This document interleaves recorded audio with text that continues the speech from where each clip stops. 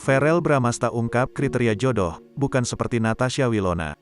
Pasca putus dari Natasha Wilona, aktor Verrell Bramasta masih betah menjomblo. Sebelumnya Verrell sempat setahun berpacaran dengan Natasha. Namun perihal perbedaan keyakinan diduga menjadi penghalang keduanya melangkah ke hubungan yang lebih serius. Terkini, Verrell berharap bisa mendapat jodoh. Verrell Bramasta tak segan meminta doa terkait jodoh. "Pingin doa ini sih satu yang aku titipin. Coba tunjukkan jodohnya siapa. Karena nanti kalau kita doa untuk jodoh kan bisa ditunjukkan juga," terang Verrell Bramasta. Terkait pasangan, sebelumnya Verrell Bramasta memang tak ingin ambil pusing dan tak khawatir. Namun, kini Verrell Bramasta menyadari rekan-rekannya sudah banyak yang menikah dan memiliki momongan. Di sisi lain, Verrell pun tak masalah apabila belum diberikan jodoh yang terbaik. Saat disinggung perihal kriteria, Verrell menyoroti terkait sosok pasangannya kelak yang bisa menjadi pendamping yang baik.